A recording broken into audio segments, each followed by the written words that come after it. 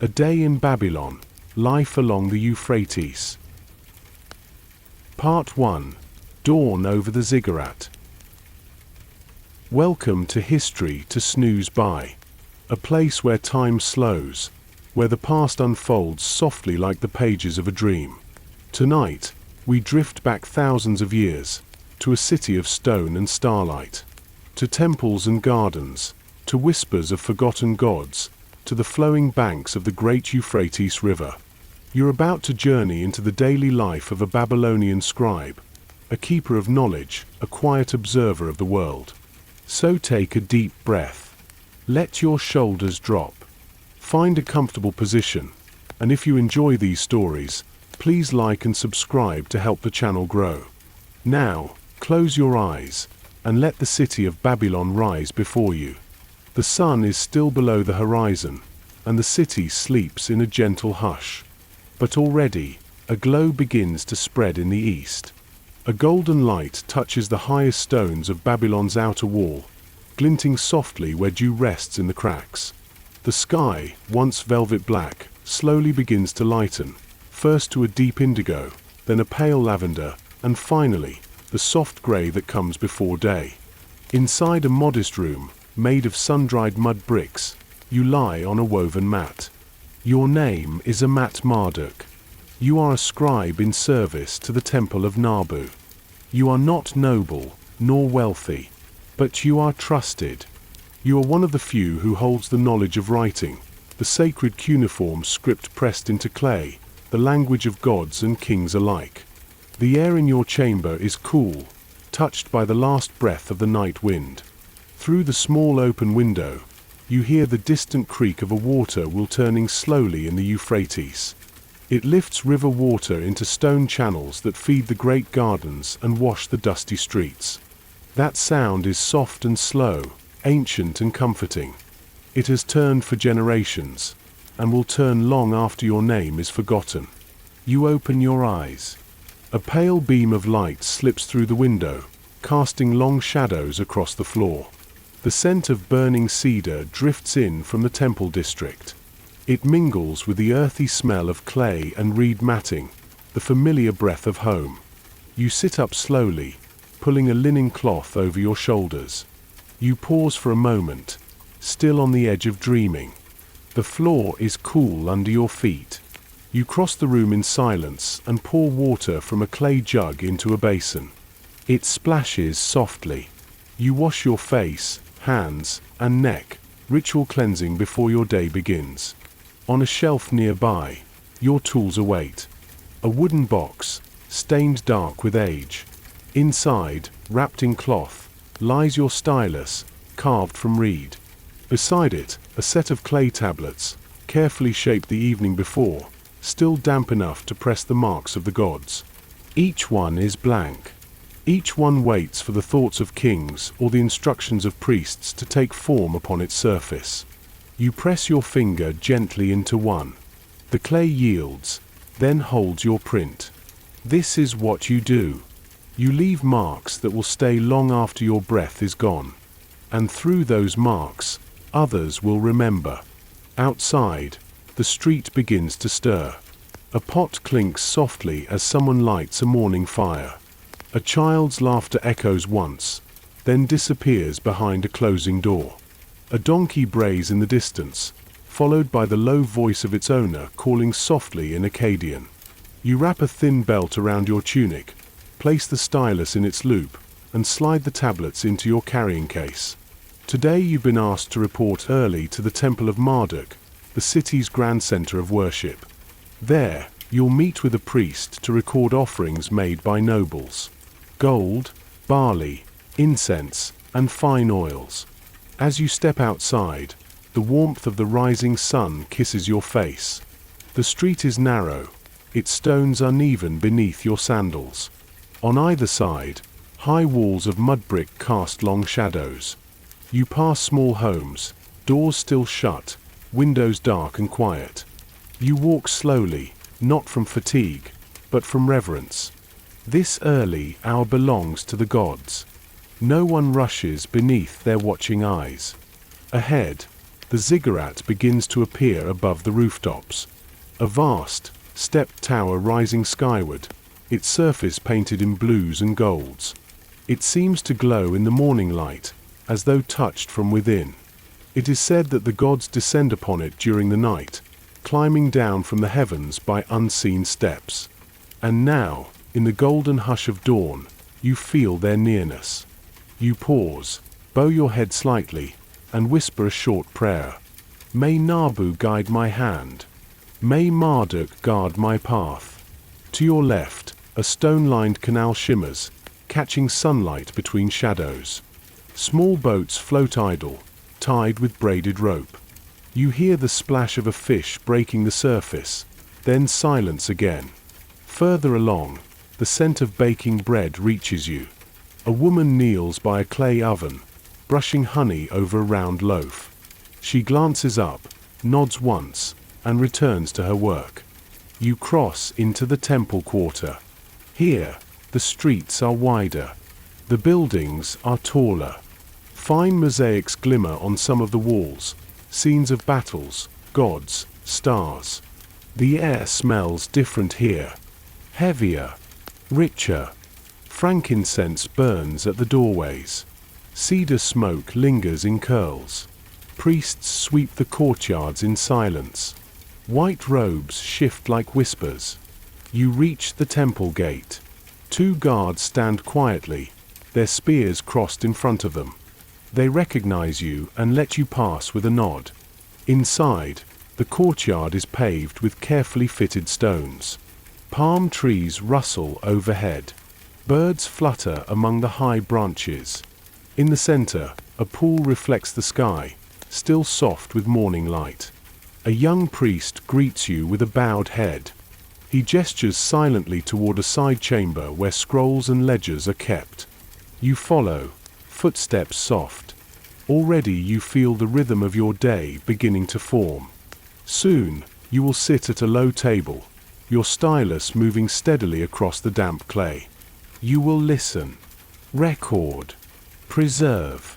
You are a scribe, not a singer, not a warrior, not a priest, but you are the one who remembers.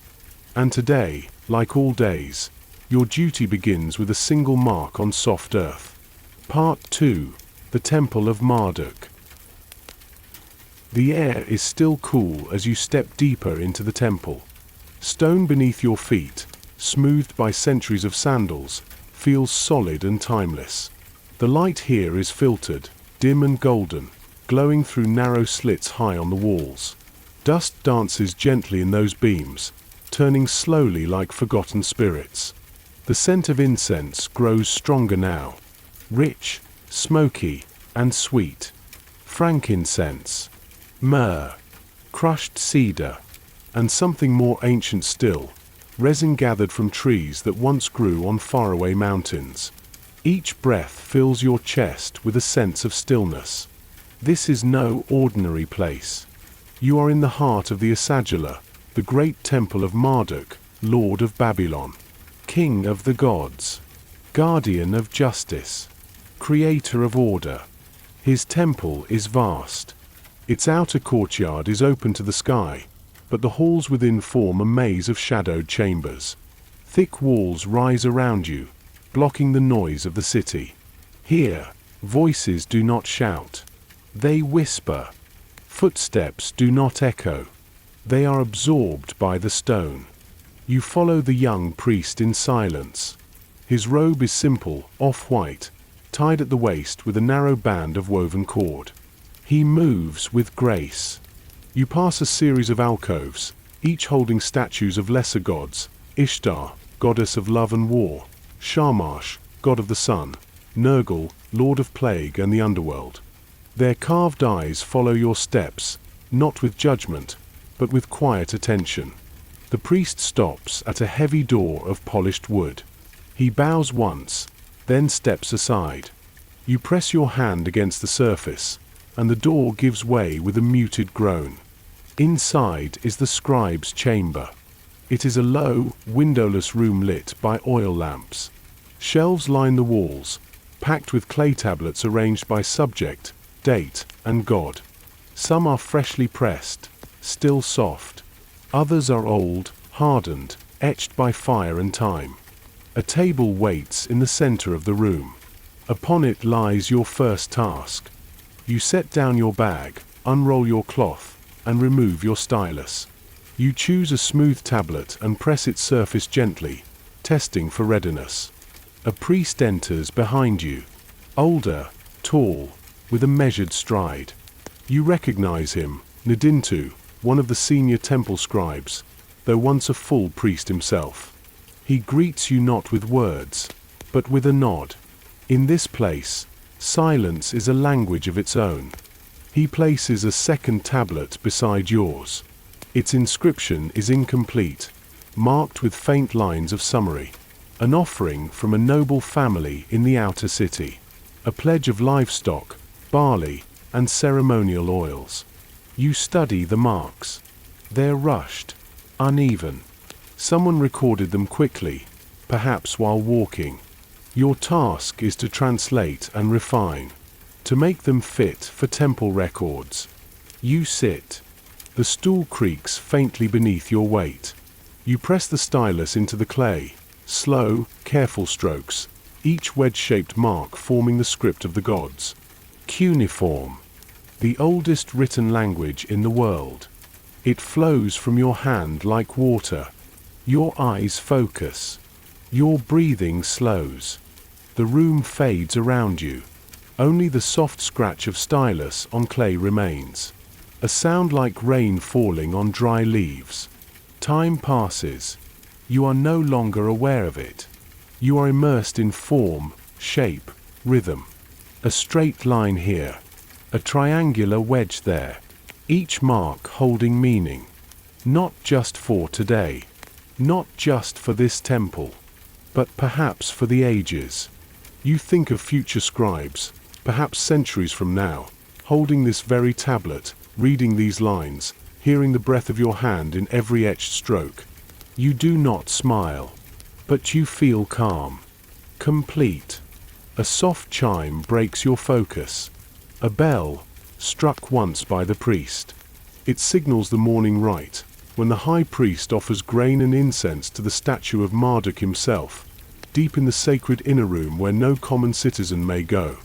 You stand. Place your tablet carefully to one side. Wipe your stylus clean. You are not permitted to witness the rite, but you may observe from the second vestibule. You walk slowly, guided again by the young priest from before. As you approach the sanctum, the smell of incense thickens. It clings to your skin, your robe, your hair. The sound of chanting drifts through the temple's inner corridors, low, melodic syllables spoken in ancient tongues. Asher, Ilani Rabuti. You do not need to know the full meaning. The rhythm itself is enough to stir your bones. The second vestibule is dim, lit only by two tall oil lamps. You kneel upon a mat of woven reeds, bowing your head low. From beyond the veil, you hear the rustle of priestly robes, the clink of metal vessels, the splash of oil poured into sacred bowls. Marduk's statue stands behind the final curtain, enormous, golden, inlaid with lapis and black stone. Few have seen it up close. You are not one of them, but you feel its presence. Heavy, still, watching. You remain bowed until the bell rings once more. The rite is complete. You rise and return to the scribe's chamber. The temple is beginning to stir with motion now. More priests enter, some in discussion, others in silent prayer. In the courtyard, you hear the gentle rush of water flowing through a carved channel. Pigeons coo from a ledge overhead. A small boy chases one away with a laugh. The light has changed again. Mid-morning now. Warm golden rays stretch through the open doorways. You finish your recording. Sign the tablet with the mark of the temple. You feel no pride, only peace.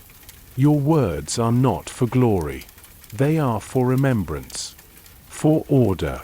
For the gods. You place the finished tablet on a rack to dry. The clay will harden slowly, and tomorrow it will be placed in the archive with the others.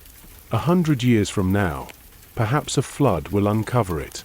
A soldier may find it buried in mud. He won't read it, but he will hold it. And in doing so, you will speak again. The priest Ndintu returns and gestures to the door. You are released, he says simply. His voice is low, but warm. You bow respectfully. Return your tools to your cloth. Sling your satchel across your shoulder. The temple has its rhythm, its silence, its sense of time. But now, it is time for sunlight, voices, and the clamor of daily life. You leave through the north gate, stepping back into the city. The Ziggurat towers above you still, its steps shining under the sun. You pause and look up. It is beautiful, massive, imposing, divine, but also familiar. You see it every day, yet it never becomes ordinary. It is a stairway to the heavens. And today, it has watched you, quietly, patiently, just as it watches over every moment in this great and ancient city. Part 3. The Market of Dust and Spice. The moment you leave the temple's shadow, the world seems to shift around you. The silence of the sacred space fades behind you like the end of a long breath.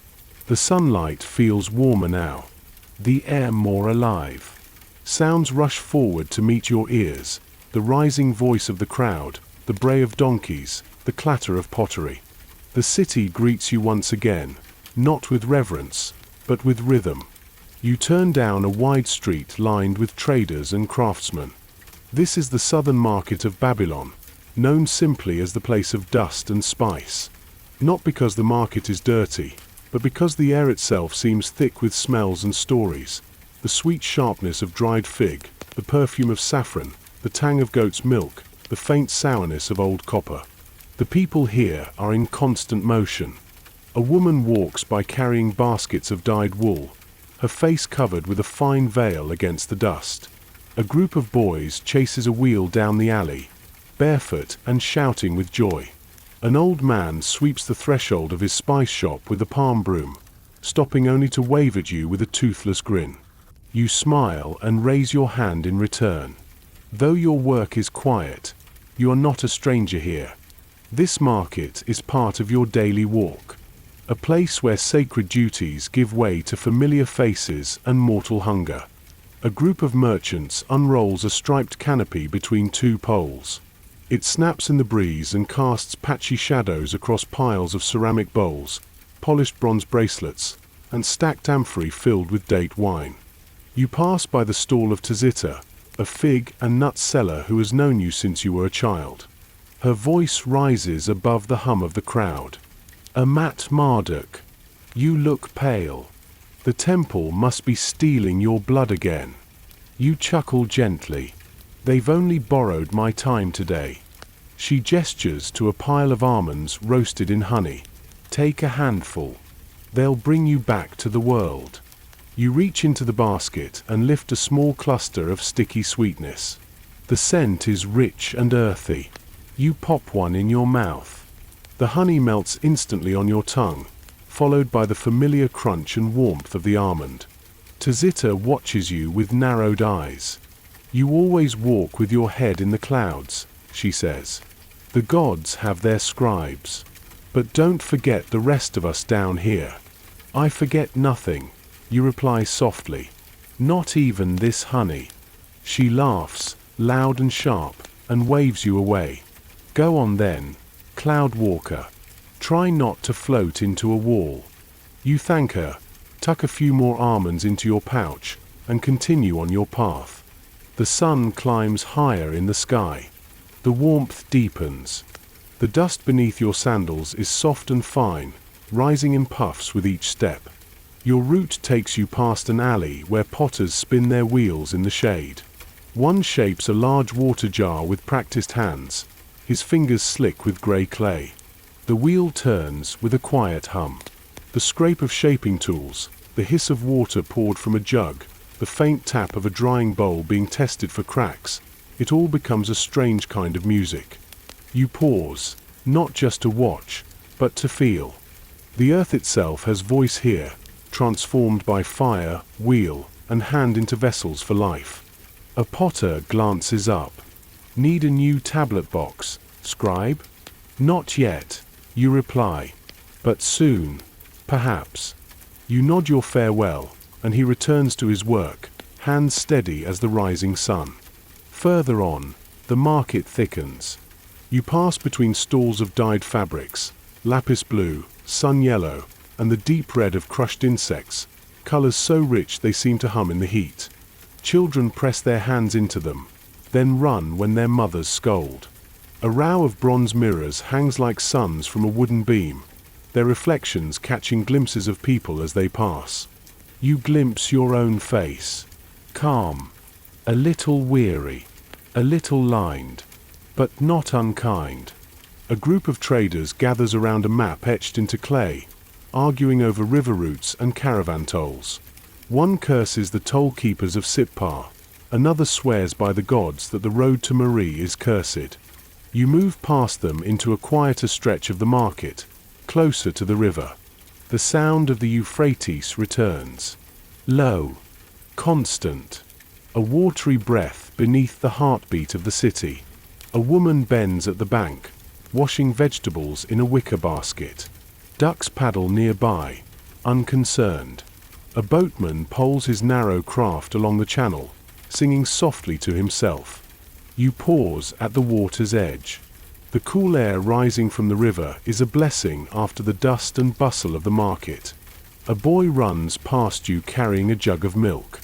He slips slightly in the mud and laughs as he regains his balance. You remember being that small once, light enough to run through the city like a wind spirit, before the weight of words settled on your shoulders. You step to the side of a shaded courtyard where several large trees, tamarisk and date palm, cast shadows over a cluster of stone benches. You sit, slowly, carefully. The stone is warm but not hot. You close your eyes for a moment and listen, not just to the river or the city, but to the space between the sounds. The pulse of Babylon is steady, but there is stillness here too. Not all sacred things reside in temples. You pull a small tablet from your satchel and turn it in your hands. It's one you shaped yourself. Blank, but not for long. You reach for your stylus. The scratching sound it makes as it touches the clay is soft, familiar, anchoring. You begin to write, not a transaction, not an offering, but a poem, a reflection, a thought. I sat where gods may have sat, where water rises to kiss the sun, where silence grows on stone, and green life remembers. The characters come slowly, one by one, wedges and lines forming meaning. No one waits for this tablet. No priest has asked for it. But still, it matters. You write until the last character settles in place. Then you set the stylus down and lean back, letting the warmth of the sun soak into your shoulders. A soft breeze picks up from the water, carrying with it the scent of lotus flowers and river moss. In that moment, the noise of the market seems far away. You feel the city around you, not as a burden, but as a rhythm. Babylon lives, and you live with it, recording, remembering, breathing in its dust, and exhaling meaning. And in the distance, behind it all, the hanging gardens shimmer in the haze. Their green terraces spill downward like a waterfall of vines and dreams. The distant whir of water wheels carries across the wind, steady, slow, ancient. The sound of civilization breathing. Part 4. The Hanging Gardens. You rise from the stone bench slowly, letting your spine uncurl with care. The tablet you've just finished rests cool in your satchel, still soft enough to be shaped by time if mishandled, but safe for now. The marketplace hums behind you, fading like the echo of a chant. The river's gentle breath presses against your back, reminding you again of the cycles. Water lifted to gardens, then fallen again to earth. Your feet find the familiar path. The hanging gardens lie just north of the temple district, set apart from the roar of trade and the weight of shrines. They do not belong to the priests or the nobles alone, but to something older, a gift or a myth, depending on who you ask. No matter which, they are real. As you walk, the city's texture changes. The wide streets narrow, becoming shaded lanes of brick and stone. Olive trees line the way, their silver leaves whispering with the lightest wind. A small boy guides a cart of clay jars uphill, his sandals slapping the stone. He pauses to let you pass and bows slightly, respectful of your robes and your satchel, symbols of a man who reads, who remembers. You return the bow with a quiet nod and continue your climb. The air here is thicker with moisture. You feel it on your skin before you even see the first terrace. Air that has been drawn from the river below by machines older than your grandfather, lifted in slow rhythm by the groaning water wheels that never stop turning. The scent of the market is gone now. Here, the smell is green. Crushed leaves, wet soil, jasmine climbing walls of stone. Each step forward is a step into a different world, one built by hands, yet unlike anything Babylon has known before or since. The first wall appears on your left, built of massive stone blocks fitted so tightly that not even a reed could slip between them. Ivy spills over the top, and flowers bloom in gaps between the mortar. You place your hand on the surface. It is damp and cool. You've heard many stories. Some say the gardens were built for a queen from a far-off land, she who missed the mountains of her home. Others whisper that they were made not for a woman, but for the gods themselves, a bridge between heaven and earth. And some, more skeptical, claim the gardens are just politics made pretty, nothing more than a display of royal power. But when you walk here, when you breathe this air and see green life climbing stone like poetry rising from silence, it does not feel like politics. It feels like memory, as though the gods wanted to remember Eden and asked men to build it again. You pass beneath an arch carved with vine patterns and enter the first terrace. Water trickles through shallow channels along the path, clear as glass. It flows around polished stepping stones and vanishes beneath the roots of plants you cannot name, some native, some not. You follow the path in silence. Even the birds seem quieter here. To your left, a tamarind tree leans out over the edge of the terrace, its branches held up by a wooden brace. A gardener kneels at its base, tending to the soil. His hands are stained with earth, and he hums a simple tune, low and steady. Not for others, but for the tree, for the rhythm of his work. He glances up as you pass and nods. You don't interrupt. This is his temple, and today you are merely a guest.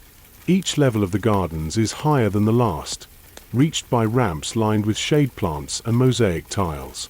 As you ascend, the noise of the city fades completely. You could be anywhere now, anywhere in time. On the second terrace, a stone bench curves beneath a fig tree. Its leaves are large and wide, fluttering like open hands. You rest there briefly, letting the shade wash over your skin like water. From here, you can see the rooftops of the temple district. You recognize the blue-glazed tiles of Marduk's ziggurat glinting like sapphires in the sunlight. You were just there hours ago, and yet it feels like another world. Time bends here. Not forward, not back, just slower. You close your eyes and listen. The water wheels groan below, lifting life with every turn. You hear the flutter of wings, doves circling the terraces. The soft splash of a gardener rinsing a clay pot. The sound of your own breath joins the rest. A breeze carries the scent of lilies. You stay still, and the world moves around you. When you rise again, you climb to the third terrace. This one is less dense, more open. The stone here is pale and warm beneath your sandals. In the center lies a reflecting pool, still, silent, edged with carved stone. You approach slowly. Your own face meets you in the water, but it is changed, streaked with sweat and dust, softened by sun, lined with peace. Behind your reflection, vines hang down from the upper terrace. A curtain of green, a waterfall of leaves. A single red flower blooms among them, its petals so vivid, they feel unreal, as if drawn rather than grown. You reach out to touch the water's surface, and the image ripples. Your face breaks into lines. The vines shimmer.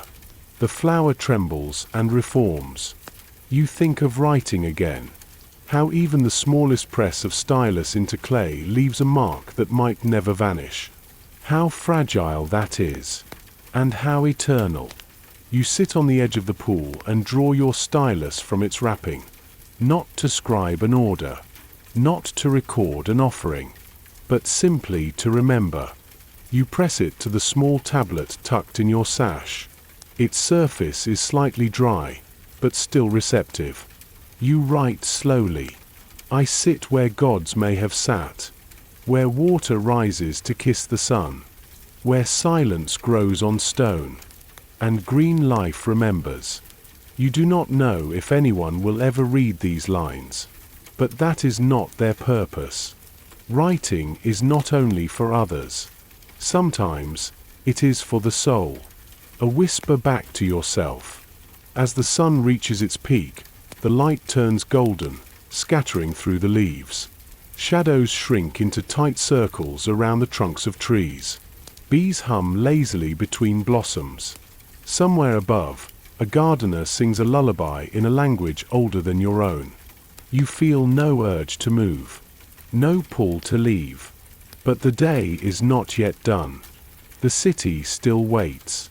The river still runs. The tablets still dry in the scriptorium. You stand slowly, stretch your back, and take one last look over the balustrade. Babylon stretches out before you, wide and low, shimmering in the heat. You see rooftops of sun-baked clay, temple towers, the slow movement of people and carts. And winding through it all, like a thread of life, the Euphrates, reflecting the sky.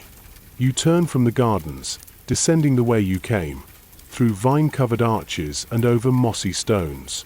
Each step takes you from dream to waking, from myth to matter, but you carry the garden now. Inside you, etched in the quiet part of your mind where green things grow. Part 5. Beneath the scribe's roof. The climb down from the gardens feels slower than the ascent. You take your time, letting your fingers graze the carved stone railings. Each curve and vine-shaped embellishment is familiar now, each a small memory you've added to your inner collection. By the time your sandals touch the main road again, the sun has begun to lower in the sky. It's no longer overhead, but tilting toward the west. Shadows stretch longer, pulling behind market stalls and rooftops like slow waves. Babylon's rhythm shifts subtly as the afternoon deepens. The city softens, not quiet, not yet, but less urgent. The loud bartering of morning gives way to measured negotiation. Carts now move more deliberately. The smell of clay ovens is back, this time richer, thicker, baking lentil loaves, goat pies, and onion-filled pastries. You pass a weaver's stall, where indigo cloth flutters in the warm air. Two girls chase one another, giggling, a ribbon held between them like a silken tether. Further ahead, a man sings while hammering bronze into shape. The melody is simple, repetitive, not meant to be performed, meant to keep the rhythm steady, meant to keep his thoughts calm as he works. You know that kind of singing. You do the same when you write. You continue your walk, away from the temples and terraces, beyond the garden wall, down a quieter lane lined with modest homes. Your own house waits there. Not large, not decorated, just enough. Its walls are made of baked brick, smooth and pale. The roof is flat, built with timber and reed, layered thick with mud. It keeps out both rain and heat.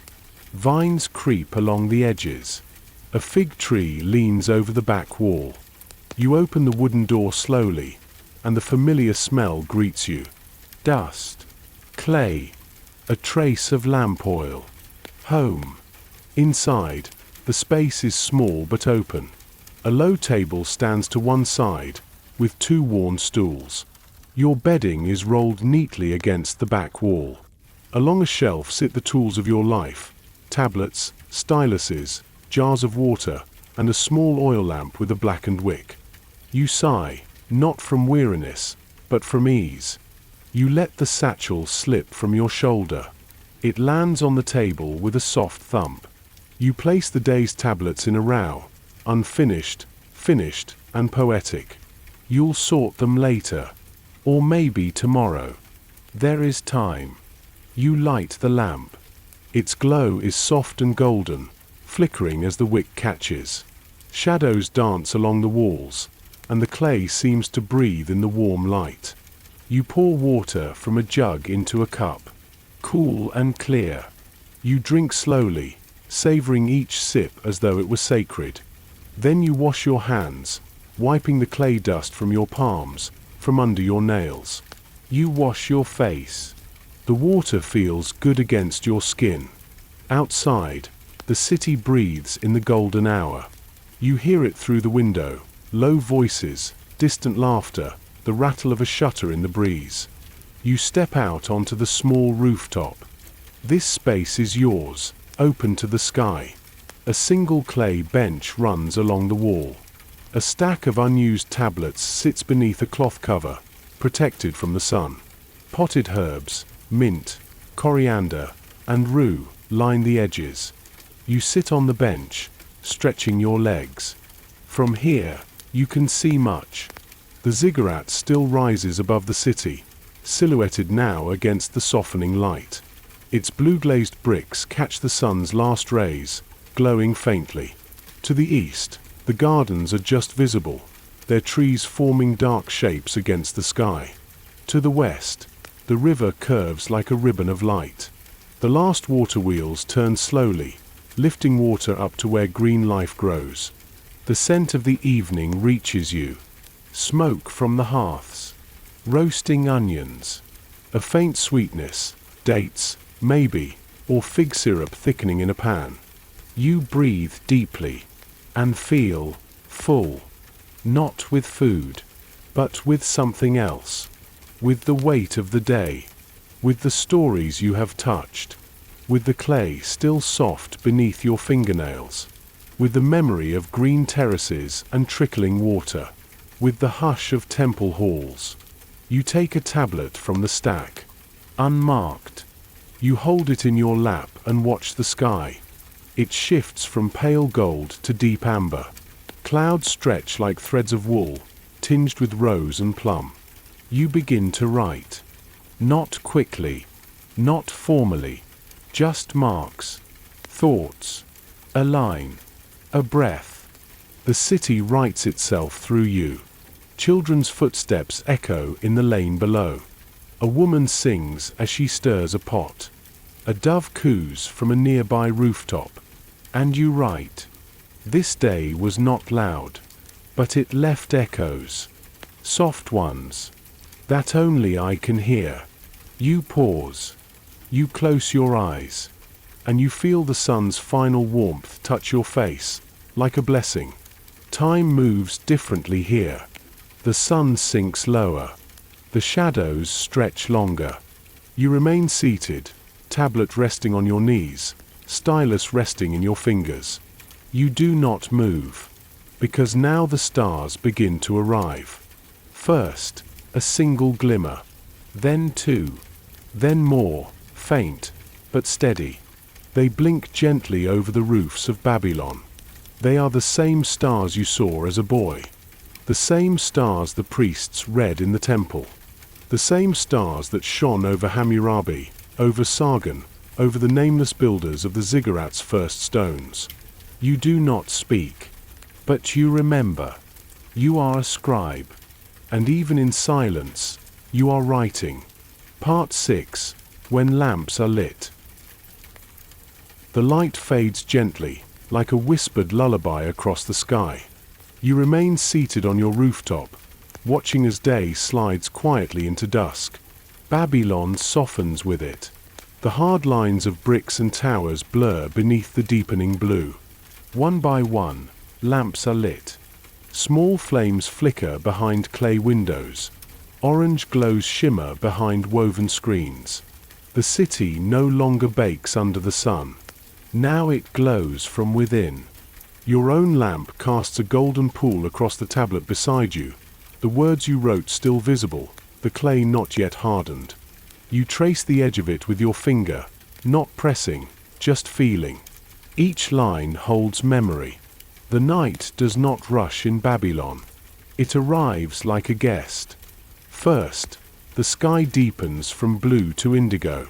Then the wind picks up slightly, carrying with it the scent of wet earth and hearth smoke. Somewhere far off, a flute begins to play, soft, slow, drifting. You look up. Above you, stars gather in quiet constellations. The twins, the plough, the lion. You've heard the priests speak of their movements. You've copied star charts onto tablets, tracing their paths, noting their meanings. But here, now, you do not read them. You simply watch. A moth flutters near your lamp and lands silently on the bench beside you. You don't move. The city below is quieter now. The market has closed. The temple doors are drawn. Priests walk the halls in silence, preparing for the final offerings of the day. Soon, the city will sleep. But not yet. You rise from the bench slowly and descend the narrow stairs into your house. The interior is dim but familiar. A gentle comfort. You place your stylus back in its case, wipe your hands, and set aside the soft tablet to dry.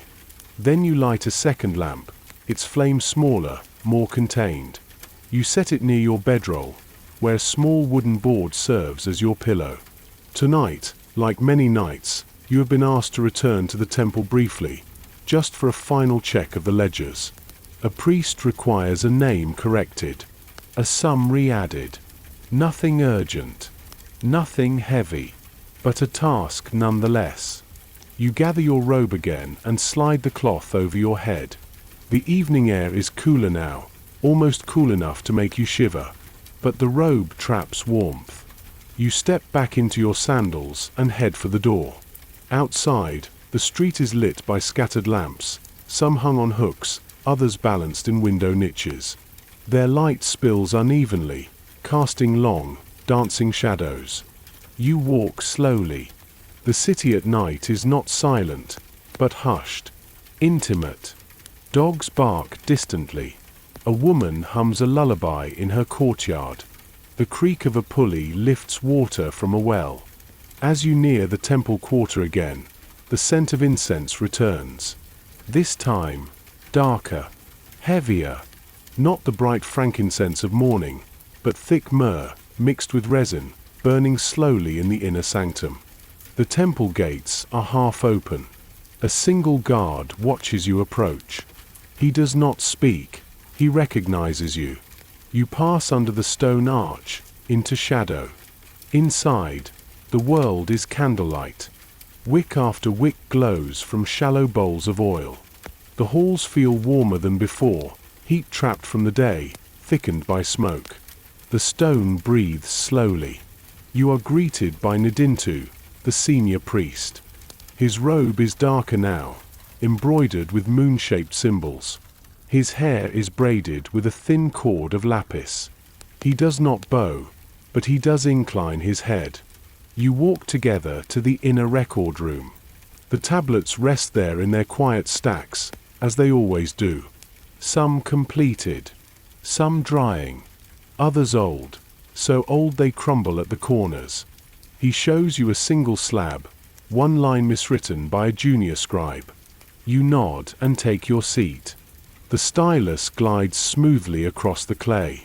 You scratch the line away and press the correct marks. A name, a number, a family's record made whole again. The priest says nothing. but you feel his approval in the way he breathes easier. As you stand, he places a hand on your shoulder. "Stay a moment," he says. "There is something I wish to show you." You follow him down a side corridor, one you've walked many times.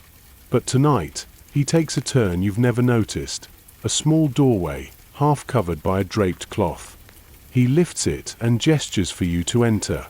Inside is a circular chamber. It's not large, but tall. The ceiling opens to the sky above, and moonlight pours through like milk.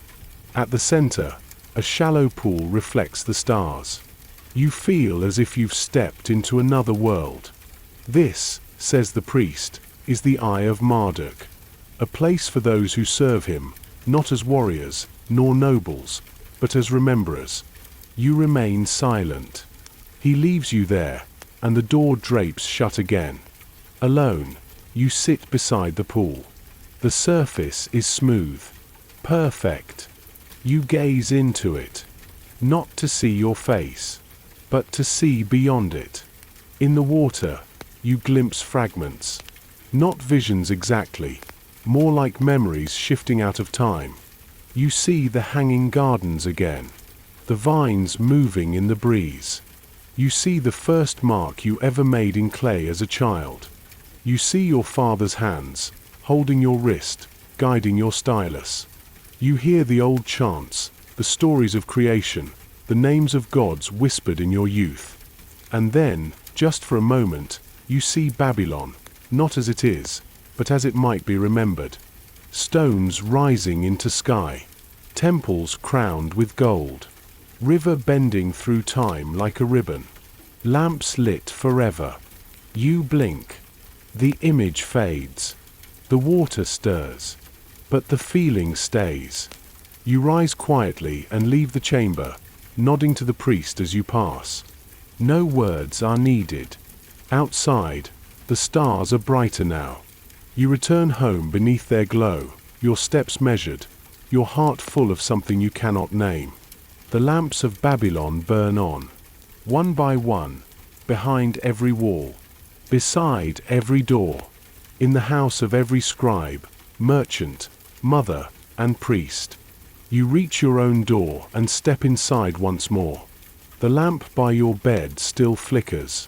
You sit, remove your sandals, fold your robe, and rest, but not yet sleep.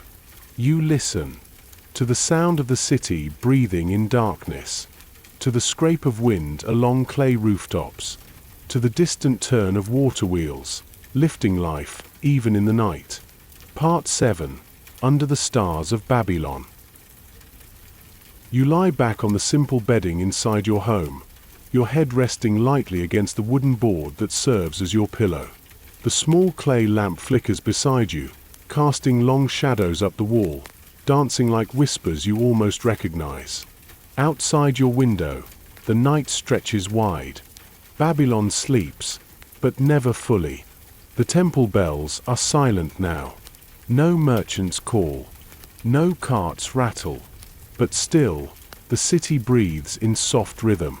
A dog barks in the distance, once, then falls quiet. Somewhere far off, water flows into an open basin, fed by the same ancient channels that snake beneath the streets.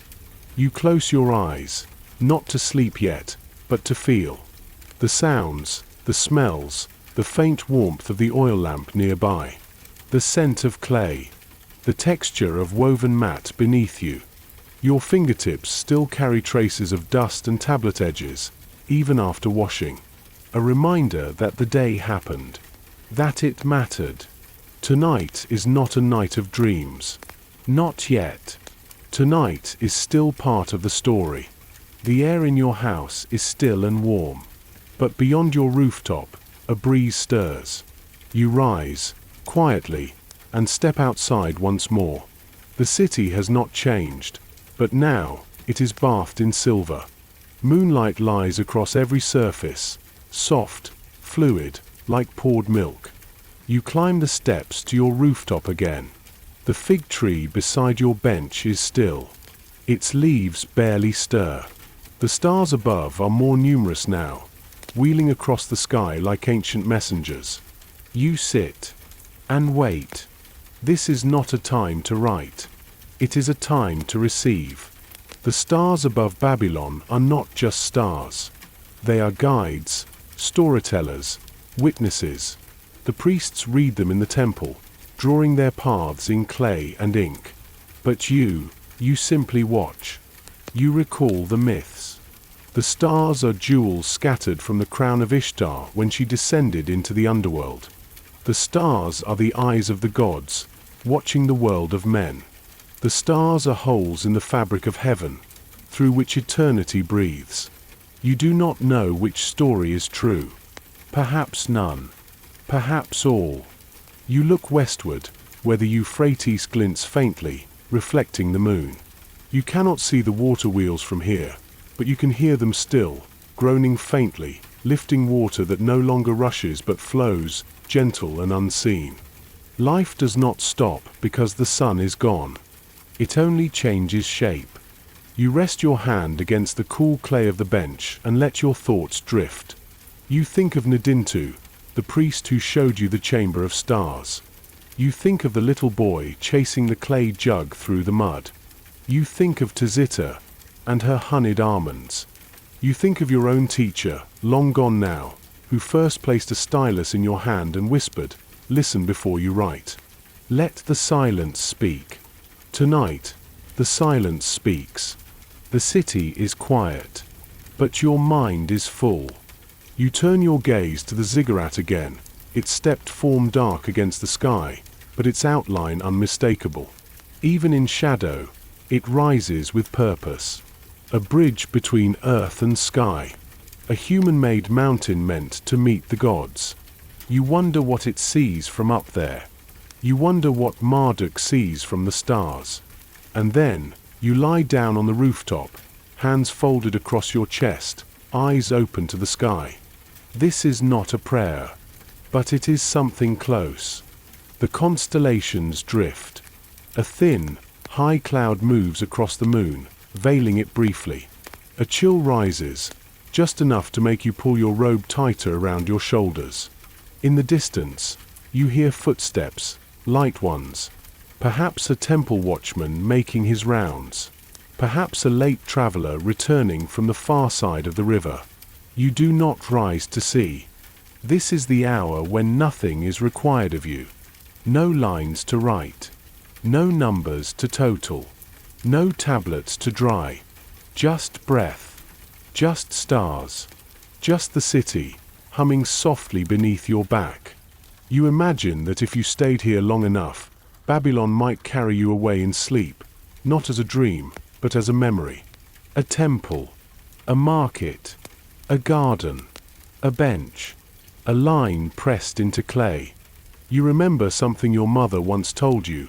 The gods do not speak in thunder. They speak in quiet things, seeds, breezes, firelight. Tonight, the city speaks. Its voice is made of silence, and water, and wind across the palms.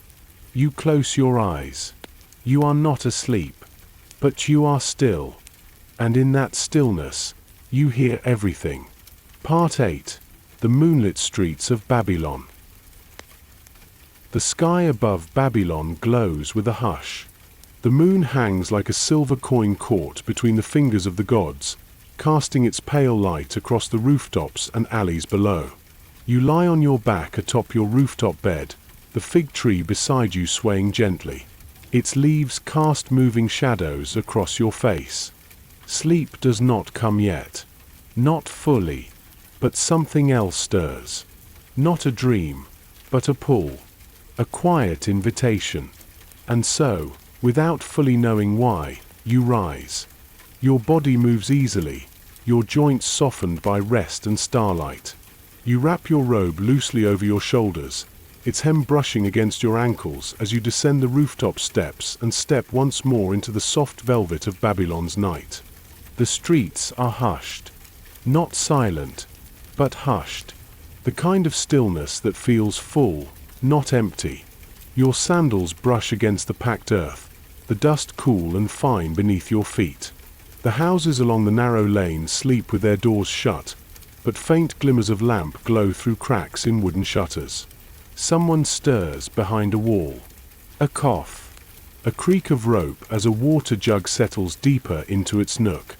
You make no effort to be unseen, but you pass like a shadow. This is not your usual walk.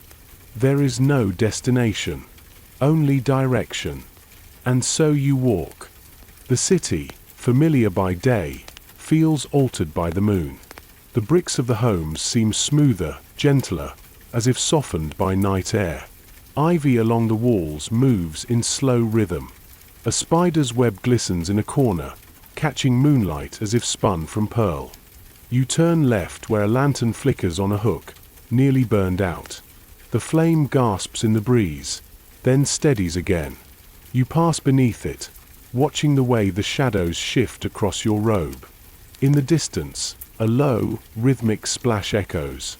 You follow it. The Euphrates. You are drawn toward its voice, the soft slap of current against stone, the murmur of water pressing against boat hulls and mooring posts. The street widens.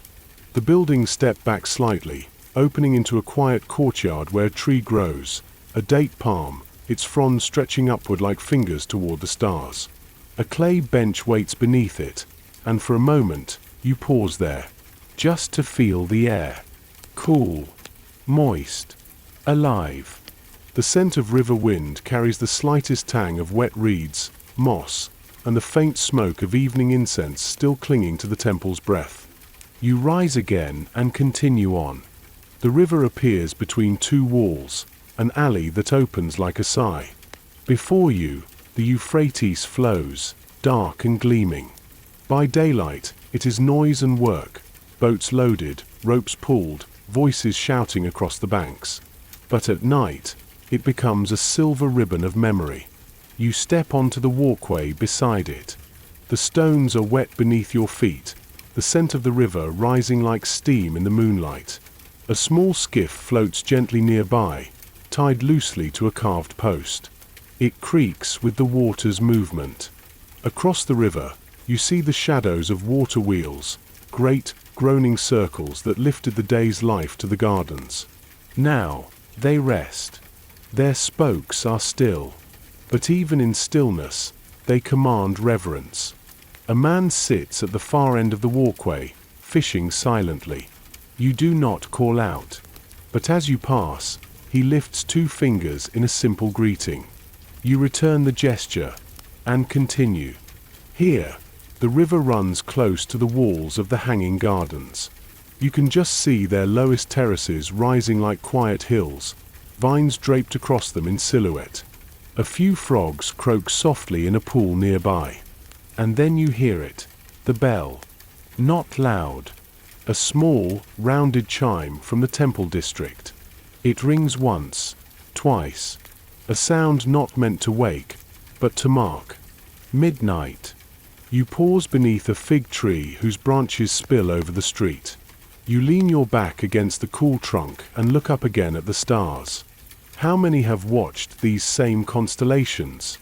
How many scribes like you have wandered beneath this sky? You think of clay tablets buried beneath the ground, words pressed by hands long since returned to dust. Names spoken once, now silent, but their stories remain in the cuneiform, pressed in triangles, safe from forgetting. And you realize, this walk, this breath, this city under moonlight, is its own kind of writing. Not made with stylus, but with steps, with watching, with remembering. You leave the riverbank and turn inward, back toward the heart of Babylon. The winding streets guide you past sleeping workshops, pottery wheels still, copper cooled, weaving looms silent with unfinished patterns hanging limp.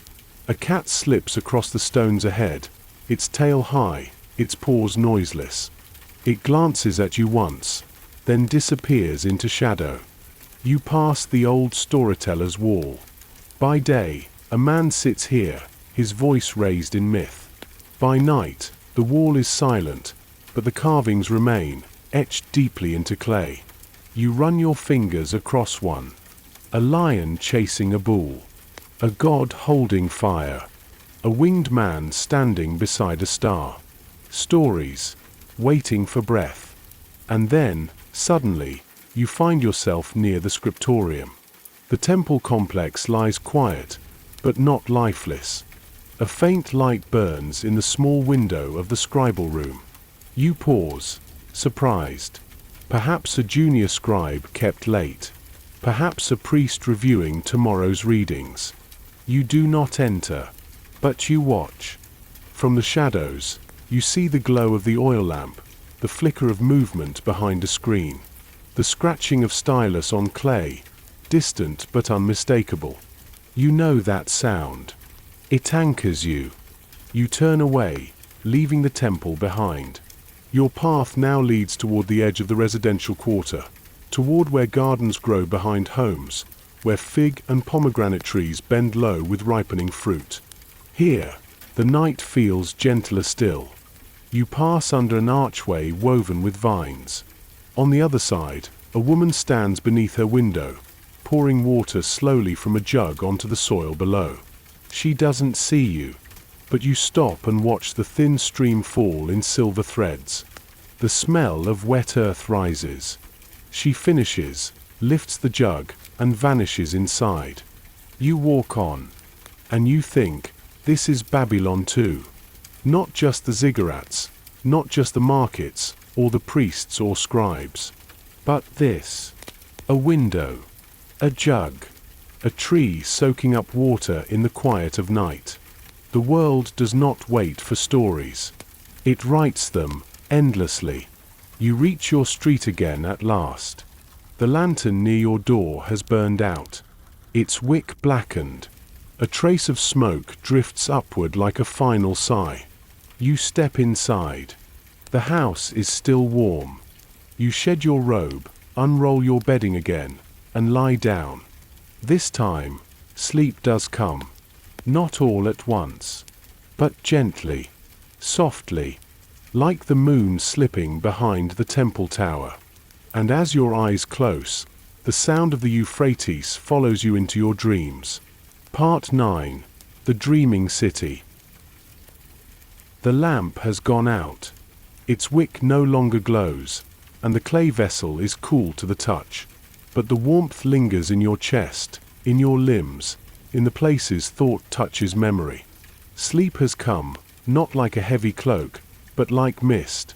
It does not descend upon you. It invites you, lures you gently across the threshold of waking. You lie still, but the world around you begins to shift. The fig leaves that rustled earlier now sound like voices, low, wordless, breathing secrets. The scent of oil and clay changes subtly into something older, something sweet and strange. Burning cedar, ground myrrh, petals crushed beneath soft feet. You are no longer on your rooftop. But you have not left. Not really. You walk now, not with your legs, but with the mind's quiet stride. The walls of your home dissolve into cool mist, and before you stands the city again. But it is not as you left it. Not exactly. This is Babylon as it dreams of itself. The bricks shine with a light that does not come from the sun. The streets are wide and glowing, yet the sky is filled with stars, more than you've ever seen. Thousands, tens of thousands, spinning slowly in silence. You step forward. The air is thick, but not heavy. Every breath feels full, saturated, with memory, with incense, with invisible hymns humming beneath your skin. You walk barefoot now. The streets are soft beneath you, like warm river stone, worn smooth by centuries of footsteps. Ahead, the ziggurat rises, but it is larger than you remember. It touches the stars, not figuratively, but truly. Its upper levels shimmer like the heavens themselves, as if each brick were made of sky. From the top, a golden rope hangs, thin and delicate, leading upward into the darkness beyond stars. At its base stands a woman. She is neither young nor old. Her robe is woven of river mist and starlight. On her brow glows the 8-pointed star of Ishtar. She says nothing, but when her eyes meet yours, you understand, this is no priestess. This is not a symbol. This is Ishtar herself, passing through the dream of a scribe. She lifts her hand and points, not to the ziggurat, but behind you. You turn, and Babylon opens. Not the city of the day, not even the city of the night, but Babylon of the in-between, the Babylon that remembers itself. You walk down an avenue of palm trees. The trees whisper names, names you've scribed before, names long faded from clay. They chant themselves in syllables too ancient to pronounce. Each frond becomes a banner, each trunk a pillar, and then the hanging gardens rise again. But they are not just terraces now. They are mountains, moving, breathing, their vines alive with glowing blossoms that open and close like eyes. You step through a veil of leaves and find yourself on a platform floating in air. Beneath you, water flows in every direction, rivers that feed the roots of the heavens. And atop this strange garden, scribes sit in circles, writing not with clay and stylus, but with beams of light drawn from the air. You look at your own hands. Your fingers glow faintly. A stylus rests in your palm. You kneel beside them. Your tablet forms in front of you, not clay, but something softer, a surface made of time. It bends slightly beneath your touch but holds the marks. You do not write in Sumerian or Akkadian or any language you've learned. You write in breath, in gesture, in memory. Each stroke captures something you thought you had forgotten. Your father's smile, the smell of roasted barley, the sound of sandals on temple stone, the weight of your first finished tablet. You weep softly, not from sorrow, but from release. The tablet drinks your tears. And then, the scene changes again. The scribes vanish. The gardens fall away into mist. And now you stand in the marketplace, but it is empty, utterly still. Stalls are present, full of goods, but no one moves. No wind stirs. Time has stopped. You walk among frozen vendors and paused birds mid-flight. A dog stands mid-bark. A child hangs mid-laugh. And yet, you are not afraid. This stillness feels sacred. At the center of the market stands a tall obelisk. You've never seen it before. On its surface is inscribed every name you've ever written, carefully, clearly, each one glowing softly. Names of kings, names of workers, names of merchants, farmers, dancers, soldiers. You place your hand upon the stone. It hums, and from it flows a song, not a melody, but a pulse. A rhythmic beat like the turning of water wheels, like the press of stylus into clay, like the first heartbeat of creation. You feel yourself rising, not flying, but rising through memory. And now the temple appears. You are no longer outside it. You are inside, standing at the altar. The statue of Marduk towers above you, but tonight, he is not made of wood or gold. He is light, a vast shape barely visible, but felt. He speaks, but not with voice. Instead, a thought enters your bones. To remember is to serve. To write is to preserve the world. You fall to your knees. Your hands press into the cool floor. You do not answer. You do not need to. Your whole life has been your answer. The vision begins to dissolve. The temple fades into mist. The ziggurat recedes into stars. The market, the garden, the floating tablets, all swirl into silence. And you fall, not with fear, but with grace. You fall through memories, through time, through your own heartbeat, until you are back in your home. The fig tree rustles softly above. The lamp is cold. The stars beyond your window remain. But something inside you has changed. The dream lingers, not as a story, but as a knowing. You lie still on your mat, the city quiet around you, the night not yet done. And from far away, like a fading echo, you hear the soft, gentle scratch of stylus on clay. Part 10. The Return of the Sun. There is no sudden waking, no jolt, no gasp for air, only breath, already in motion, only the quiet recognition that you have returned. The dream lingers in your limbs, light as incense smoke, faint as the distant touch of a feather drawn across your memory. You feel it dissolve slowly, like a breeze warming before it vanishes. The vision of stars, of ziggurats made of starlight, of temples humming with breath and gods, it fades, but it does not disappear. It simply tucks itself into the folds of your mind, as if to wait until the next time you are ready to remember. You open your eyes. The faintest grey begins to press against the edge of the sky. You can just see it through the small window above your sleeping mat, a subtle illumination, not yet light, but the softest breath of it. Dawn. The return. You sit up slowly. Your home is quiet, still shaped by night, but the world beyond it begins to stir. You feel it, not in noise, not in movement, but in pressure, like the earth itself drawing breath before speaking. You light a small lamp with practiced hands, tipping oil into the clay bowl, touching the flint just once. The flame flutters into being, casting a golden halo along the wall, illuminating your shelf of tools, tablets, the folded cloth of your outer robe. You stand. Your body is rested, your limbs relaxed, but there is a weight to you now, a good weight. The kind that follows knowing. The kind that follows witnessing something holy. You step outside. The air is cool, cooler than last night, touched by river mist and the faintest blue of morning. Babylon lies in shadow, but not in sleep. The sky above the city is a canvas not yet painted, waiting for the first brushstroke of color.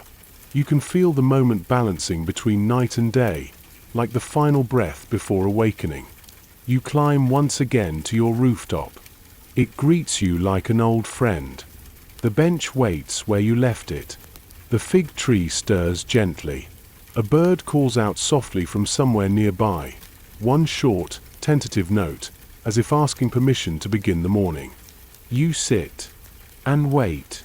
Below, the city whispers. A door creaks open somewhere. A sheep bleats once in the distance. A child's voice murmurs softly before being hushed by a mother. And then, at last, it comes. Light. Not sudden. Not harsh. Just the softest golden thread unspooling across the horizon. It touches the top of the ziggurat first, painting its highest bricks with light. Then the palms. Then the walls. Then the stones of the path below. The river awakens too. Its surface reflects the early sky, not yet blue, but the palest silver touched with gold.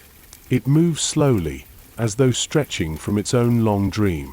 From here, you can see one of the water wheels beginning to turn, its slats dipping into the river, rising, dripping, turning again. The rhythm is soothing, eternal. You listen, and in that sound, you hear not just water, but life. You hear the quiet strength of a city that breathes with the gods. That carries the weight of time. That writes its story across stone, wind, and memory. You rise from the bench and stretch. The dream remains, but it no longer clings. It has become part of you, folded into the way you hold your shoulders, the way you blink in the morning light, the way your hand reaches for the stylus even before you know why. You return inside and unwrap a fresh tablet. The clay is soft, cool, waiting. You press your fingers into it gently. Not yet to write, just to feel, to remember. Then, with slow certainty, you pick up your stylus and press the first mark. Not because you must, but because it is time. Outside, Babylon continues to awaken. Vendors roll open their stalls. Temple priests gather water for ritual washing. Children run barefoot along the paths, chasing birds that flap lazily into the sky. The city does not rush. It returns, as it always does, in rhythm. You step back outside with your tablet and descend toward the scriptorium. The streets are still quiet, painted with the golden hush of early morning. A neighbor sweeps her doorway. A baker stokes the oven behind his shop, the scent of warm dough already drifting into the air. As you pass, he offers you a nod. You return it, and walk on. The temple rises ahead, its base in shadow, its crown caught in sunlight. The carved lions at the gate glow faintly in the morning gold. You bow your head as you enter. Inside, the scriptorium is already waking. Young scribes stretch their arms. One yawns behind his palm. Another arranges his tablets in neat rows, muttering the names of kings to himself. You take your seat by the window. The same seat as always. But you are not the same. You pick up the tablet from your home. On it, you've written the first line of something new. Not a record, not an order, but something softer. A remembering, a weaving of day and night. A reflection of the city you know, and the city that lives beneath it, in dream, in myth, in light and shadow. The tablet says, "This day is not like the last. It is not louder. It is not brighter, but it listens, and I will write its name." You place it gently on the drying rack, and reach for another. You do not rush. You do not need to. The sun rises slowly, and Babylon unfolds with it. Part 11. The Whispering Market. The sun now rests just above the rooftops, casting long rays of light that stretch like fingers across the waking city. Inside the scriptorium, the room hums with soft movement. The scratch of styluses, the faint patter of sandals against the floor, the low murmur of a priest dictating from memory, all of it weaves together into the quiet music of morning. You take in the warmth as it settles across your shoulders, filtered through a lattice window carved into the mud brick wall. Dust motes drift in the sunbeam like tiny golden birds. But today, your heart is not tied to the workbench. Today, something stirs beneath your skin, a pull, a quiet restlessness. The city calls you. Not the temple. Not the gods. The people. The small sounds of the market, the bleat of goats, the rhythmic clap of hands greeting, the song of a pot seller lifting into the air like a prayer, drift faintly across the city like smoke. You gather your robe, fold your drying tablet with care, and step out into the open path once again. The scriptorium will wait. The stories of the city do not only live in clay, they live in breath, and you are ready to walk among them. The path toward the central market curves gently, lined with painted walls and shaded awnings. The smell of the street changes as you move. First, the cool scent of river stone, then baked bread, then roasted chickpeas, then something more distant, tangy, like fermented figs crushed underfoot. A boy rushes past, barefoot, carrying a tray of flatbread on his head, eyes focused ahead with the pure clarity of purpose that only youth possesses. You smile. You once ran like that. The noise grows gradually, not a roar, but a texture. You reach the first stalls. They spread like petals opening with the sun. Mats laid out with dyed cloth, striped in indigo and saffron. Baskets bursting with garlic, dried dates, lentils, pale yellow onions. A vendor calls out, voice smooth from years of repetition, 2 handfuls for a shekel, still warm from the oven. Another, pomegranate seeds, sweeter than a song, brighter than a dream. You don't need to buy anything. Not yet. This is not a mission. It is a wandering, a remembering. You pass a row of clay pots stacked like nesting birds. Some are glazed in pale blue, some left raw. One has a tiny thumbprint baked into its curve. You touch it lightly and think of the hands that made it. Hands like yours, shaping the earth to hold water, oil, meaning. The market pulses with life. And yet, even in its fullness, it is not loud. Not overwhelming. It breathes. You stop beside a stall of dried fish and rose-colored salt. The vendor greets you with a nod. His eyes are lined deeply, not tired, but etched with laughter, sun, salt wind. He offers you a sliver of smoked carp wrapped in fig leaf. You accept it, chewing slowly. The flavor is sharp, earthy, real. You thank him with a hand over your heart, and he smiles in return. The scent of myrrh drifts from a basket nearby, tiny resinous pebbles wrapped in reed, ready to be burned in the temple or used in perfumes. You pause beside a woman arranging dates on a shallow tray. She hums softly to herself as she works, a lullaby, or perhaps a hymn. You recognize the tune, though you cannot name it. She looks up, and for a moment, her eyes search yours. Then she nods, not as a greeting, but as if she's known you forever, and is simply acknowledging your return. You walk on. Children laugh behind a curtain, playing a guessing game with seeds and cups. A dog curls beneath a merchant's table, tail twitching in sleep. A man carves names into a strip of wood, turning it carefully in his lap. All around you, the world writes itself in motion. And you, scribe though you are, realize that this is a kind of story you have never fully captured. One without clay, without stylus. One made of gesture and glance, scent and step. You turn toward the lane of the weavers. The sound of thread sliding through fingers greets you first. The air here carries flecks of colored wool, the smell of dye vats, the dry rustle of linen. One woman works at a vertical loom, her hands dancing between threads like birds between reeds. The pattern emerging is geometric, diamonds nested in triangles, each color chosen with care. You watch for a while, not as a customer, but as a listener. The weaving speaks, and you understand, this too is writing. This too is memory. You wander further, past the spice alley where crushed cumin perfumes the air, where piles of red sumac, golden turmeric, and green coriander stand like miniature mountains waiting to be explored. A man offers you a pinch of cardamom wrapped in cloth. You press it to your nose. It smells like warmth, like long evenings, like the stories your grandmother told when the lamps were lit and your eyes fought sleep. You thank him and keep walking. Now, near the edge of the market, the rhythm slows again. Here, the craftsmen sell small clay amulets, each shaped into tiny figures of gods, animals, and symbols meant to protect homes or bless pregnancies or honor the dead. You see a tablet no bigger than your palm. On it, etched in childlike lines, is the image of a crescent moon with two hands reaching upward. You hold it gently, marveling at the simplicity.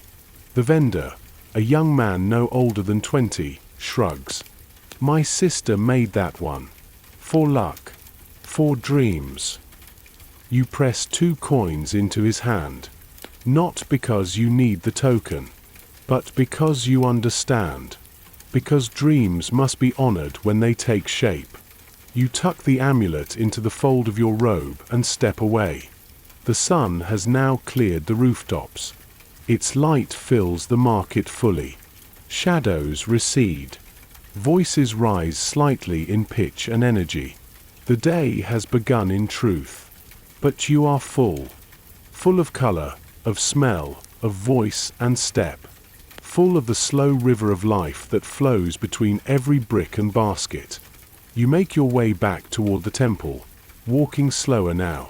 You feel as if you carry something new, not a burden, not a task, but a presence. A message not yet written. Back near the gate, a group of boys chase each other, laughing, their arms flung wide like birds in flight. One nearly bumps into you, stops short, bows with exaggerated grace. You smile and bow back. He grins and vanishes into the crowd. You pause once more before the temple door. Its lions watch you, unmoving. The stone beneath your sandals is warm now. The world has returned to its rhythm. And so have you. Inside, the scriptorium waits. But now, you return not just as a scribe, but as a witness.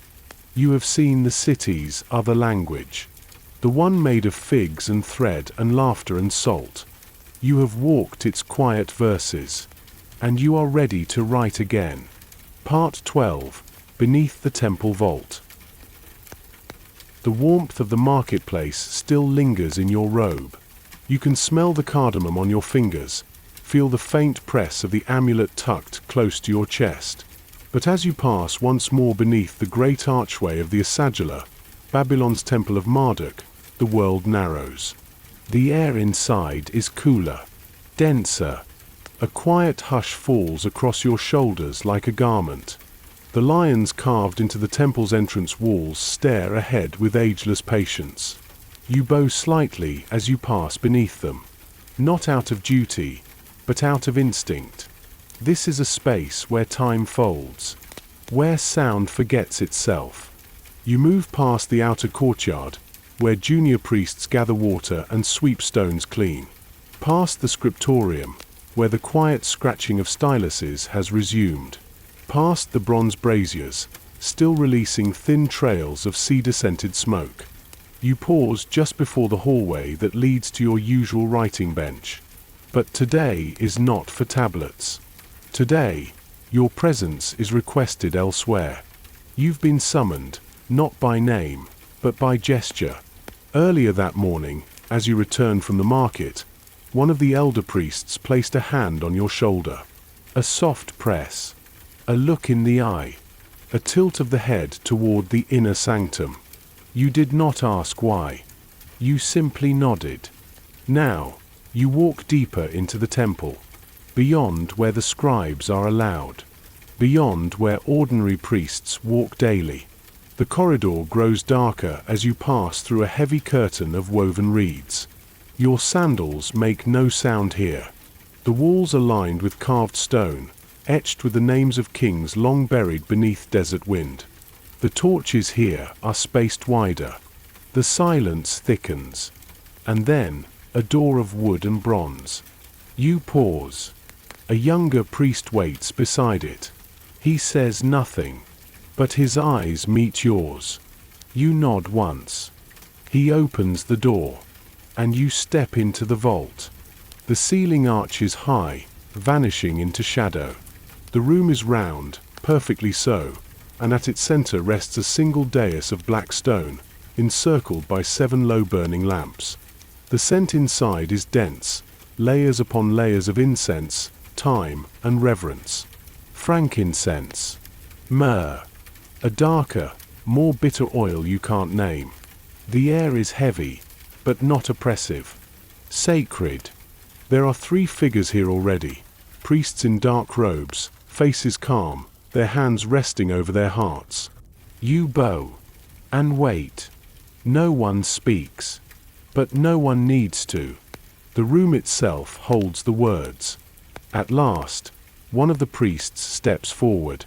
His robe is stitched with thread of deep indigo, his brow marked with the sigil of Marduk. He lifts a clay object from a linen cloth. You recognize it immediately. A foundation tablet. They are rare, placed beneath temples at the time of their construction, inscribed with the names of kings, gods, offerings, and oaths.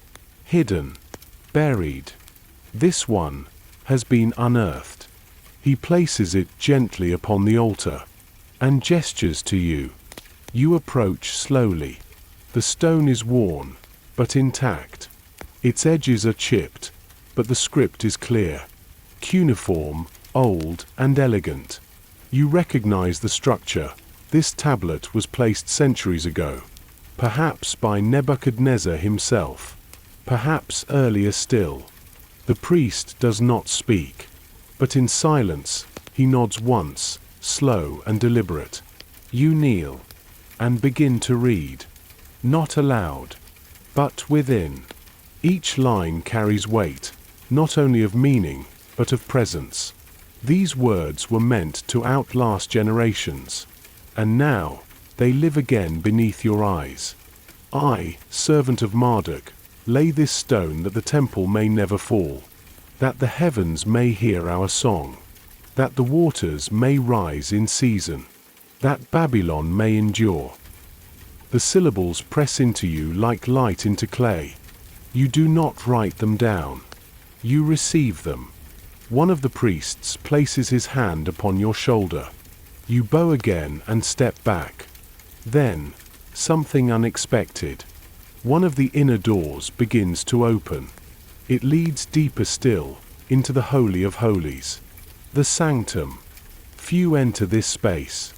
Only the high priests. And yet, today, they bid you forward. You hesitate.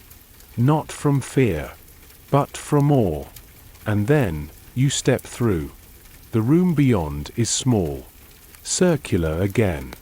Lit only by one oil lamp, suspended by a long chain from the ceiling. The flame flickers, dancing with shadows. At the center, upon a raised pedestal of gold and lapis lazuli, stands the statue of Marduk. He is not grand in size, but immense in presence. His eyes are inlaid with black stone, and they seem to see everything. He holds a staff.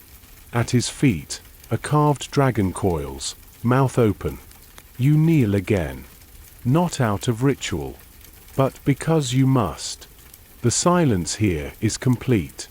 So still, you can hear the flick of the flame. Your own heartbeat. The slow breath of stone. The priest steps beside you and speaks the only words of the ritual. One city, one God, one river, one breath. And then silence again. You close your eyes. And for a moment, you feel it. The city, the God, the river, and your breath, as one. There is no boundary, no separation. Only the hum beneath it all. The memory of stone. The voice beneath clay. And then, it fades. Not disappears. Just slips beneath the surface once more. The priest touches your shoulder again. The gesture is final. You rise, bow to Marduk, and step back into the vault. The foundation tablet has been wrapped again. It will be returned to the earth. To wait for the next to remember. You pass through the stone halls slowly. The light grows warmer. The incense fades. And when you emerge once more into the main courtyard, the sun is high. The world is bright. A boy chases a goat across the stones. A woman laughs in the shade of the fig tree. You return to the scriptorium in silence. Your place at the bench waits. You sit. Lift your stylus. But you do not begin with the king's decree. You do not begin with numbers. You write. Today, I walked beneath the vault. I heard the breath of the city. I knelt in the shadow of the God. And I remembered. Not just with clay, but with my soul. You place the tablet beside you to dry. And in the stillness, you breathe again. Part 13. The river remembers. The sun is past its zenith now. It hangs high, but no longer climbs, a golden eye, half-lidded, resting in the pale blue dome of the sky. Shadows shift again, softer now, blunter, as if even light is growing contemplative. You step outside the scriptorium, your hands still tingling from the touch of stylus to clay. The words you wrote after emerging from the temple vault still feel suspended in the air around you, not yet fixed in time. They do not feel like yours alone. They belong to the city, to the silence beneath the bricks, to the breath of the temple lions and the pulse of the god behind the veil. You walk slowly, letting your feet guide you. You do not need direction. You only need motion. The scent of warm clay and ripening dates drifts from the rooftops. A breeze moves through the narrow alleys like a forgotten hymn. You pass an old woman grinding barley on a stone, her hand steady, her eyes half closed in rhythm. She hums softly, the same tune the date vendor had sung that morning, the same tune from your dream. You nod. She does not look up, but the corner of her mouth curls gently. You leave the temple district behind. You follow the curve of a narrow street where light and shade chase each other across sun-bleached plaster. Past merchants closing awnings, past a boy balancing jugs of water on a yoke across his shoulders. You follow until you hear it. The river, soft and patient, speaking in the language of time. You step down the stone path toward the banks of the Euphrates, where reeds grow tall and birds will silently overhead. The water is low now, smooth and golden, broken only by the occasional eddy or splash of fish rising. You take off your sandals. Step onto the soft silt. It is cool against your feet, a different kind of memory. A memory stored in earth. You walk along the edge, where land meets water.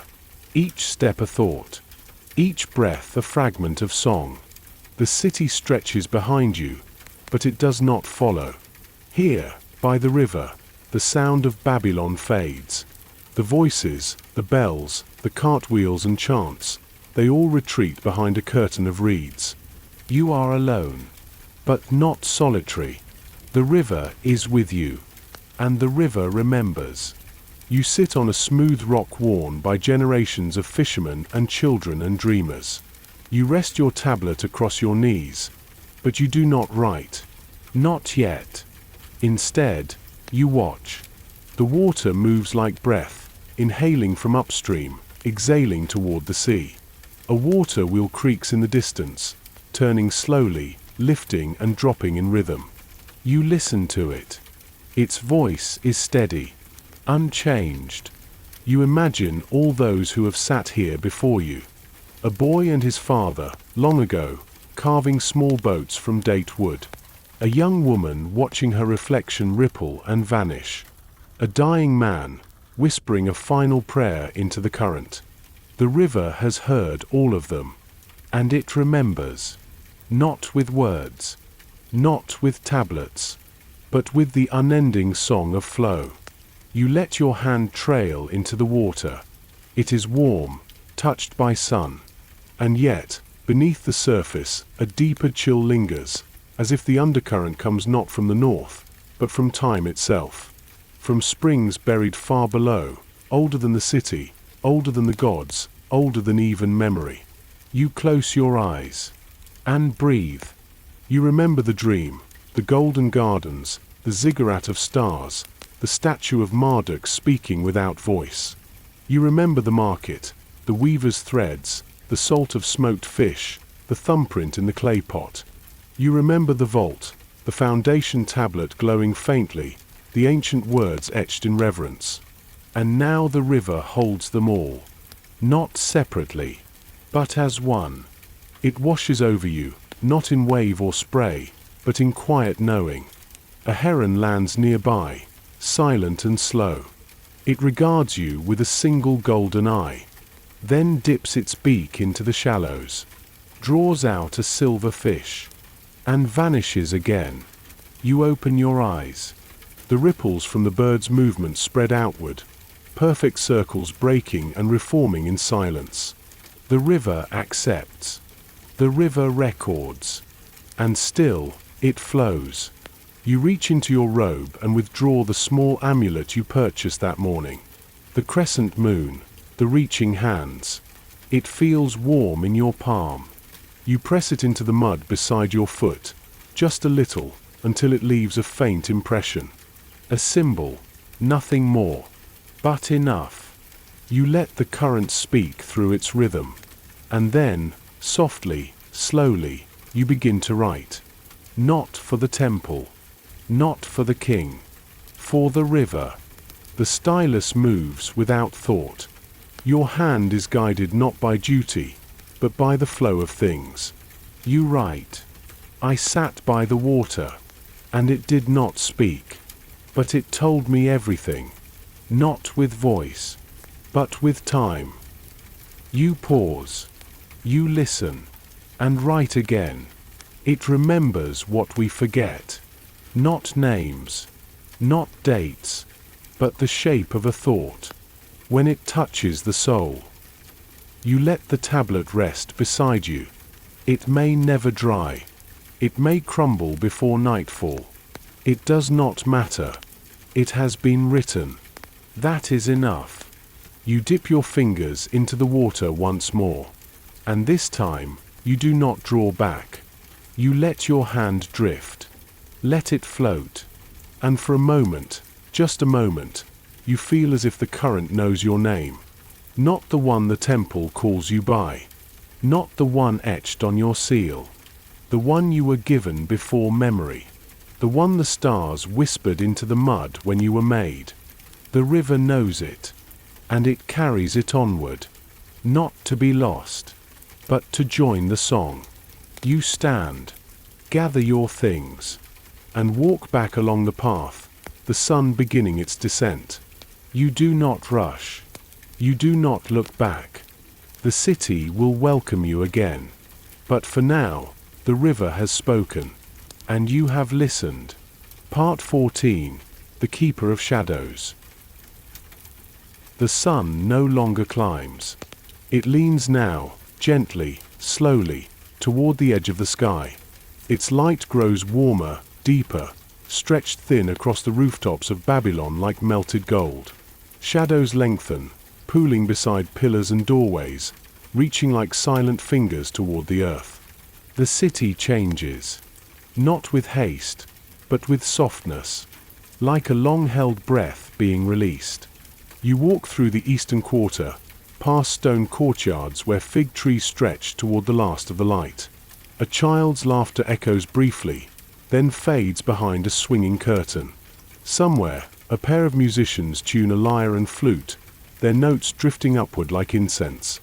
And through it all, a feeling, as if the air itself remembers something. You know where you are going. You do not need to be summoned. It is the hour, and he is waiting. The old priest, your mentor, your teacher, the man who first placed a stylus in your hand, lives in a small dwelling attached to the side of the temple's north wall.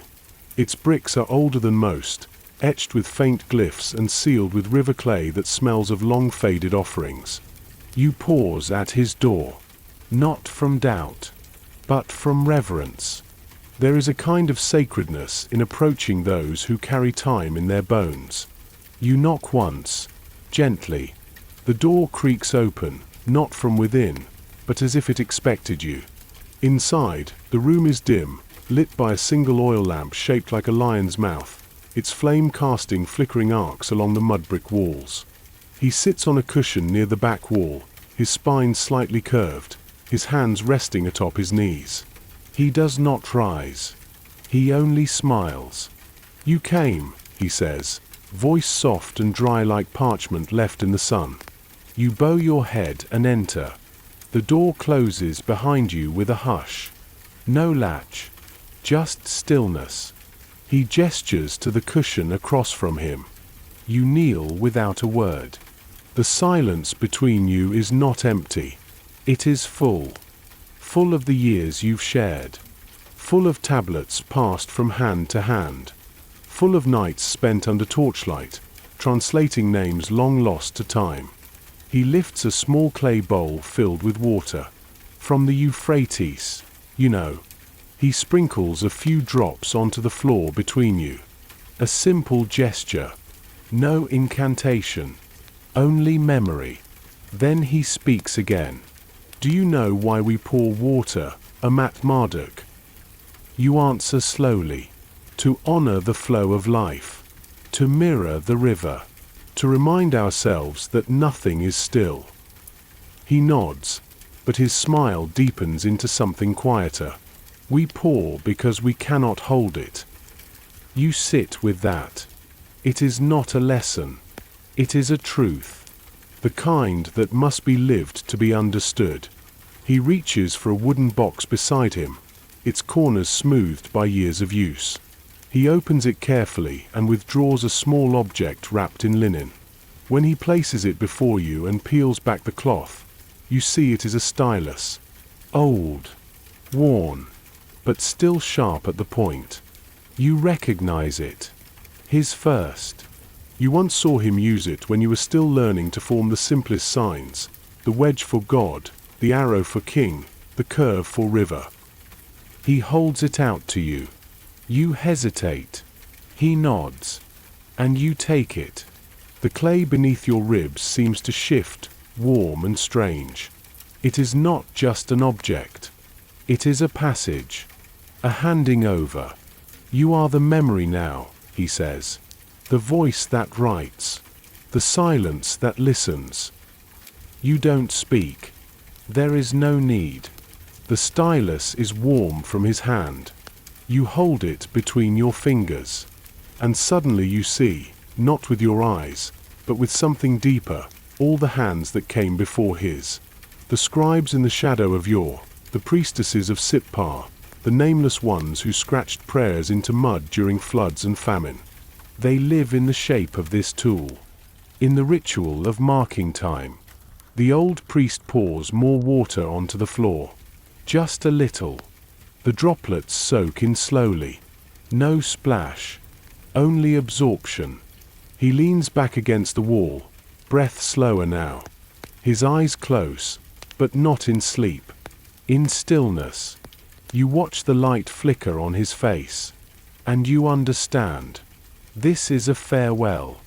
Not from the world, but from the role. He is not vanishing. He is returning. To silence. To the shadows that keep the memory. You remain beside him. The sky outside deepens, rose into plum, plum into indigo. The oil in the lion lamp burns lower. When he opens his eyes again, they are distant, but calm. I dream of reeds, he murmurs, bending without breaking. You nod, and hold his hand. There is no ceremony, no crowd, only this moment. And it is sacred. After a time, he gestures toward the small stone shelf beside his mat. You rise and scan it: scrolls, dried herbs, 2 folded tablets, and a small sealed jar of incense oil. You know the one. He always saved it. For when the time was right. You bring it to him. He opens it with slow hands and dips a finger into the oil. He presses it to your brow, a single touch. Warm, spiced, familiar. Then he presses a finger to his own. And speaks. 1 fire, 2 vessels. The flame flickers. And you both sit in silence again. Not watching time. Not fearing its passage. Simply being. Outside, Babylon hushes. The streets thin. The market sleeps. The temple gates are drawn closed, but their lions still watch. You and the priest remain in that small room as night gathers. Not clinging. Not resisting. Only listening. You know that tomorrow, you will return to the temple alone. You will light the first lamp. You will sit in his place. You will remember what cannot be spoken. But for now, you are here. In shadow. In warmth. In legacy. Part 15. The City That Dreams. Night has come. Not suddenly. Not in haste. But with grace. It draped itself across the rooftops like a woven veil. It crept into the corners of alleys, curled around temple stones, and folded itself beneath the reeds along the riverbank. The city did not resist it. Babylon never does. She knows the rhythm of the day, the way the sun climbs and bows, the way voices rise and hush. She has watched countless days become nights. She does not count them. She remembers them. Not like a scribe remembers with tablets. Not like a priest remembers with verses. But the way earth remembers footsteps. The way clay remembers hands. Now she breathes. And in her breath, deep, slow, and warm, your name rests. Amat-Marduk, scribe, dreamer, vessel of memory. She feels your presence as you walk slowly through her sleeping arteries. Your sandals press softly into the dust, your robe brushing against cool stone. The oil lamp in your hand casts a gentle light that flickers in rhythm with your breath. You do not walk quickly. You walk with reverence. For you feel it too. The pulse beneath the stones. The hush behind the silence. The dream of the city awakening beneath the veil of sleep. Above, the ziggurat is a silhouette against the starlit sky. Its stepped terraces ascend like a ladder toward the realm of the gods. The stars blink gently above it, not distant, but familiar, as if watching from within. You pause and look up, and Babylon exhales around you. She knows this gaze. She remembers kings who looked to the heavens with pride, priests who looked with longing, and lovers who looked together with wonder. And you look with listening. You are not asking. You are not seeking. You are witnessing. You move again, past the sleeping market where awnings sway in the nighttime breeze like sails on a quiet sea. The clay pots are stacked in tidy towers, the spice baskets covered in linen, the date trays emptied of their sweetness. But echoes linger. Babylon hears them. The laughter, the bargaining, the soft hymn hummed beneath breath. She holds them all gently. She does not forget. Not even the smallest sound. Not even the dream of a child playing in dust. You reach the edge of the river once more. The Euphrates flows with greater hush now, its surface like black silk. The moon rests upon it, full and golden, and the stars swim beside her. The water sings without voice. And Babylon listens. You sit on the same rock as before. You place the lamp beside you, and you close your eyes. The breeze strokes your cheek. It smells of warm reeds and distant fig smoke. And in that moment, you become part of her, not just within her walls, not just beneath her sky, but within her memory. Babylon sees through you. And now she speaks. Not aloud. Not in language. But in knowing. I was here before the first word was pressed into clay. I was here when the rivers were young and the reeds had no names. I was here when the gods walked beside men and the stars were fewer. And I have watched, as dreams rose like towers, fell like kingdoms, and returned like the tide. You listen, not with ears, but with spirit. The lamp beside you flickers once. And Babylon continues. I remember every step you took today.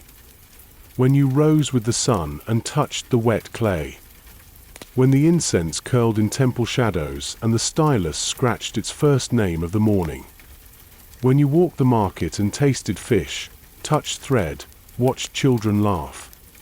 When you knelt before the foundation tablet, and it whispered to you across centuries. When the god did not speak, but still was heard. When the river wrapped around your hand like a forgotten lullaby. When the old priest gave you his silence, and you received it like a tablet too sacred to write. I remember. She breathes, and the reeds sway. A night bird calls from across the bank, not sharp, but soft, as if it too remembers. You open your eyes, and Babylon sees through them. You see the glow of windows, flickering behind drawn curtains where families eat, pray, sleep, and dream. You see the slow turn of a water wheel, even now, lifting and spilling and lifting again. You see the shadow of a priest walking alone along the temple's outer wall, his hands folded, his mouth moving in silent chant. You see the hanging gardens rising in the distance, not as the kings described them, but as they truly are in the quiet of night. Lush, breathing, alive. Water drips gently from stone terraces, feeding roots that reach into sky. Babylon watches all of it. And through you, She remembers herself. Not in triumph, not in ruin, but in stillness. And in that stillness, she speaks one last time. You are not separate from me. You are not a visitor. You are a cell within my body, a breath within my wind, a verse within my story. And tonight, as the stars wheel above, as the temples sleep, as the rivers whisper, I dream. And in my dream, you walk again. You rise, not hurried, not afraid, but full. You take the lamp, and slowly, you walk back toward the temple. The city does not guide you. She walks with you. You pass the lions. They are more than stone now. They are guardians of memory. You enter your chamber, the same one where you wrote the king's decrees, where you transcribed omens and laws, where you once clumsily carved your name. You sit, and place the lamp on the ledge. The flame is low now, but steady. You do not reach for a tablet. You do not reach for sleep. You simply breathe. And as you close your eyes, you feel it, the pulse of the city beneath you, above you, around you. The deep, slow heartbeat of Babylon. She dreams, and you dream with her. Not apart, not alone, but within. And somewhere in the vault of stars, a god closes his eyes and remembers you. The end.